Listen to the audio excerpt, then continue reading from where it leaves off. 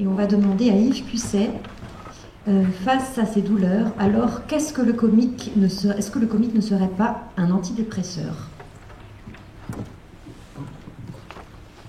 Vous voulez poser la question à moi? Oui.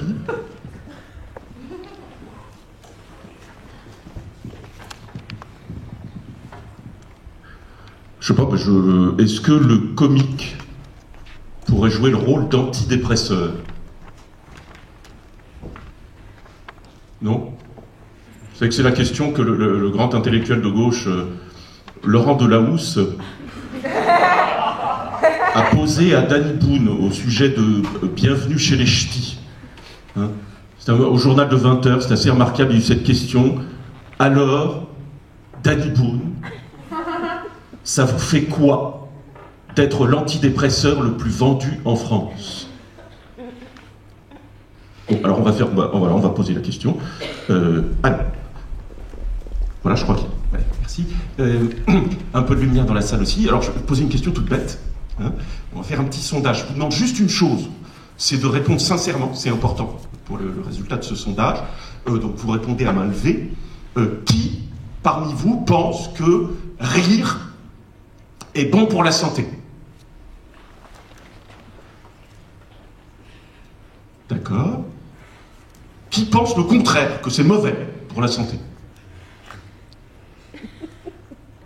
D'accord. Qui est sans opinion?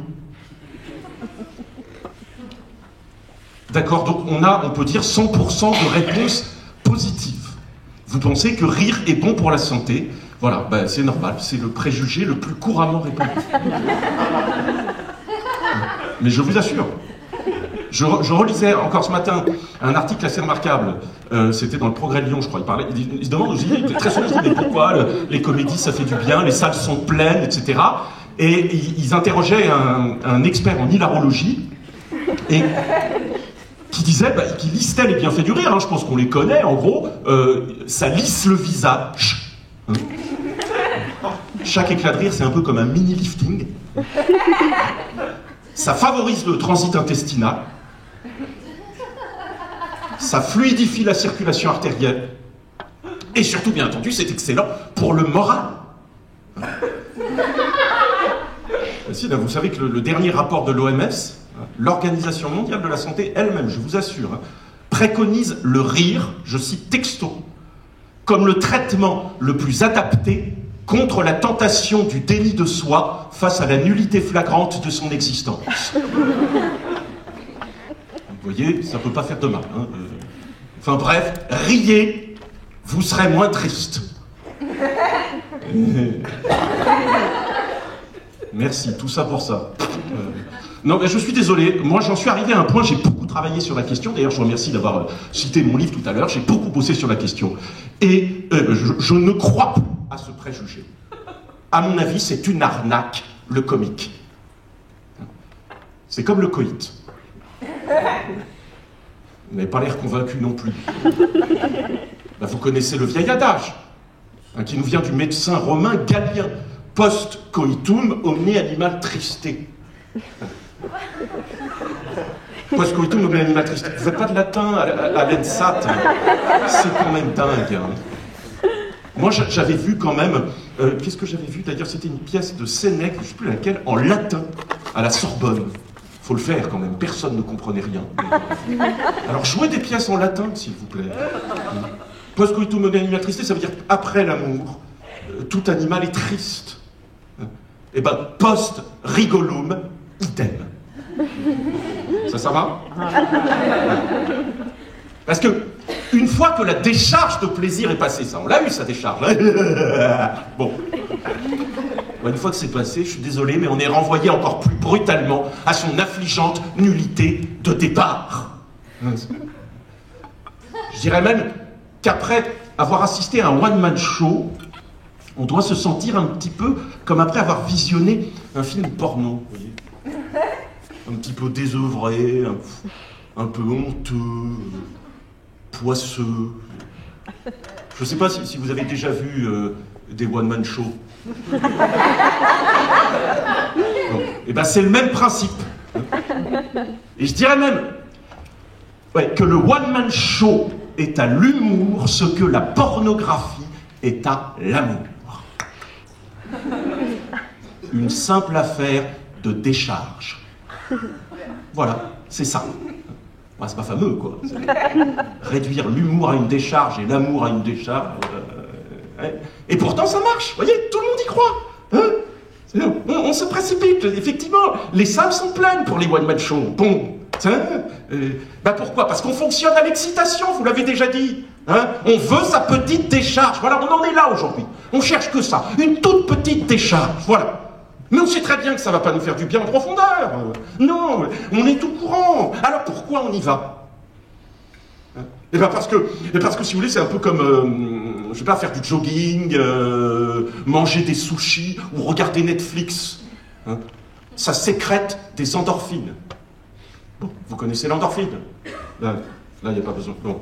Alors, l'endorphine, c'est quoi? C'est tout bête, c'est ce petit composé peptidique opioïde endogène sécrété par l'hypophyse, hein, qui agit ensuite avec une vertu analgésique sur les zones sous-corticales situées dans l'aire rétrosplénial du lobe limbique. Voilà. Peut-être vous pouvez répéter pour que tout le monde puisse noter. C'est bon, vous avez noté? Enfin bref, ça sécrète. Le secret du rire sécrétin, c'est la sécrétion. Donc on arrive bien à jouir devant un film porno, pourquoi pas rire devant un one-man show? Voilà. Moi, ça y est, maintenant c'est fini, je dis non. Je suis un artiste responsable. Voilà. J'ai décidé d'arrêter. Voilà, j'ai pas envie de laisser sécréter les gens comme ça pendant plus d'1 heure. Là, c'est même peut-être pendant une journée, voyez, hein, à sécréter. Pour repartir ensuite tout penaud, voyez, au bord de la dépression, dans les rues malfamées du 5e arrondissement de Lyon. Vous savez sûrement ce que disait le philosophe Henri Bergson. Hein, vous avez travaillé là-dessus dans son ouvrage, Désopilant, sur le rire. Il disait, le rire suppose l'anesthésie du cœur. C'est-à-dire que si vous êtes ému, vous ne pouvez pas rire. Et là, vous m'avez l'air ému. C'est-à-dire que le rire, c'est pas une émotion. C'est un antidote à l'émotion. Ça s'adresse, nous dit Bergson, ça s'adresse en nous à la froideur de l'intelligence pure. Quand même. Ça n'a pas l'air de trop vous parler, ça, l'intelligence pure. Je vous donne un exemple, peut-être? Alors, l'autre jour, il se trouve que je relisais les œuvres complètes du chef d'état-major de l'armée du one-man show, un certain général Bigard, ça vous dit quelque chose, et je suis tombé sur une petite histoire, je vais vous la raconter. Alors elle est un peu crue, hein, mais enfin, si vous l'écoutez bien, elle est plutôt touchante, hein, vous allez voir. Elle n'est pas sans rappeler, je dirais, les plus belles pages du naturalisme en littérature. Alors, je vois ci de mémoire, hein, c'est page 411 aux éditions de la Pléiade. C'est l'histoire d'un mec qui bouffe le cul d'une pute à 10 €. D'un coup, il voit des trucs qui sautent dans les poils. Il dit, dis donc, ce serait pas des morpions, ça? Et la pute, elle dit, pour 10 €, tu voulais pas des gambas, quand même.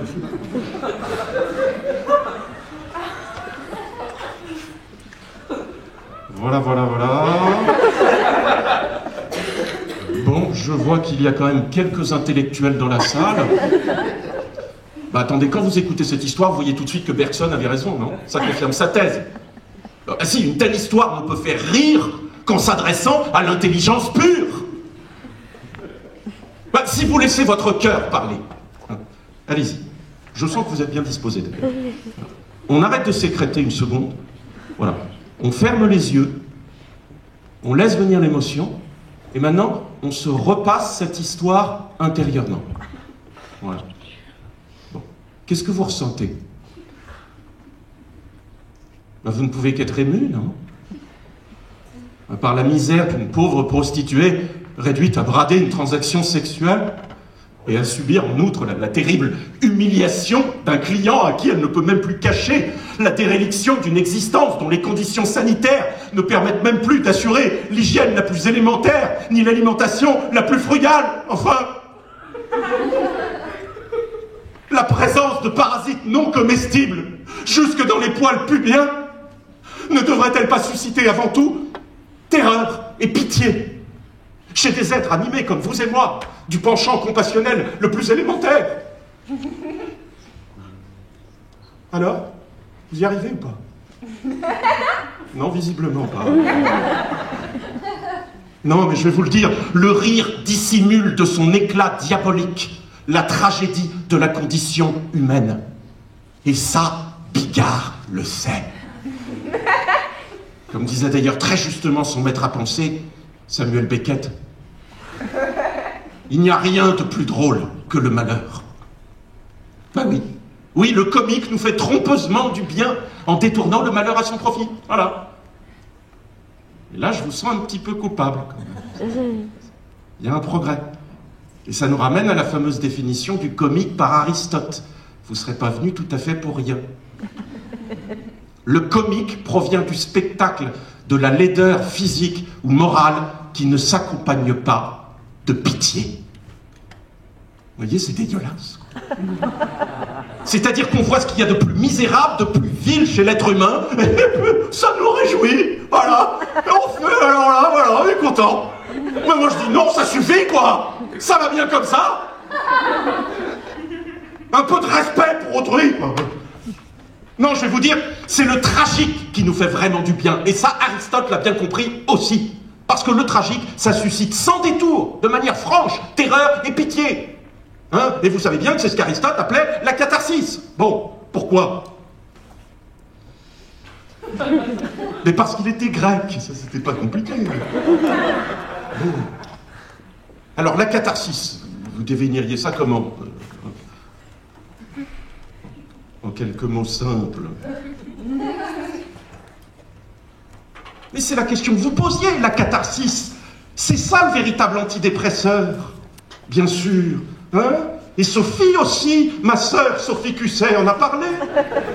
La catharsis, c'est le véritable antidépresseur. C'est une purge antidépression. C'est-à-dire que, qu'est-ce qui va se passer? Vous allez éprouver une compassion tellement grande, au spectacle d'un malheur tellement immense, tellement pur, tellement implacable, que ben, ça va vous faire du bien en fait. Ça va vous purger d'un coup de toutes vos passions tristes. Hein, comme, je sais pas, la peur de la mort, la colère, l'indignation, le ressentiment, l'anticapitalisme. Pleurez, vous serez moins triste. Voilà la vérité, camarades. Enfin, quoi de plus revigorant que le spectacle du malheur humain? Je ne sais pas qui parmi nous pourrait supporter sa morne existence sans le spectacle même assez divertissant de la guerre, de la misère et de la mort que nous offre quotidiennement en sa grande munificence BFM TV. Tiens, je vous recommande la lecture d'un rapport interministériel que j'ai lu récemment, qui a été commandé conjointement par les ministères de la Culture et de la Santé, et qui a un titre un peu compliqué, c'est le rôle du one-man show dans l'augmentation exponentielle du taux de suicide au sein des pays trop riches en voie de surdéveloppement. Eh bien, alors, c'est une enquête comparative, hein, et alors je vous épargne les détails, mais ils en arrivent à cette conclusion, vraiment, notez-la, hein, elle est tout à fait saisissante. On se suicide beaucoup plus volontiers après un one-man show de Jean-Marie Bigard qu'après une tragédie de Sophocle. Alors même qu'il est assez rare de rencontrer des gens qui ont assisté aux deux. C'est ce qui fait le caractère assez remarquable de cette enquête comparative. Voilà, c'est tout ce que je voulais vous dire. Je voulais vous inviter, s'il vous plaît, pour une fois, à être un petit peu plus humain, à consulter votre cœur. Et là, vous verrez qu'un one-man show, au fond, c'est absolument tragique. Ce spectacle d'un homme seul qui se débat désespérément contre lui-même afin d'arracher à l'indifférence du public l'éclat d'un rire inutile dans la nuit profonde où finit par s'abîmer toute chose. Ah oui.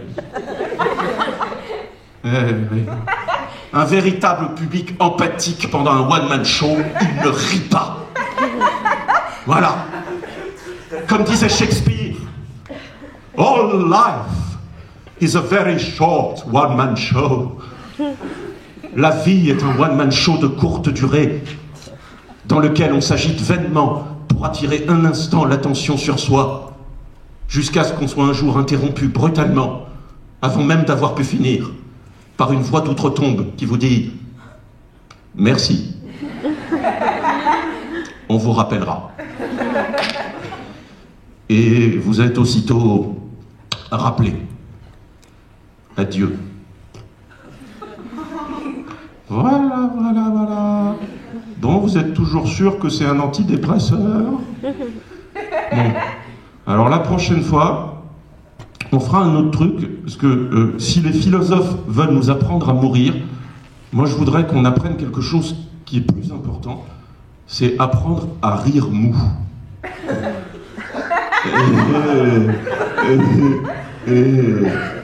Voilà, ça c'est un véritable antidépresseur.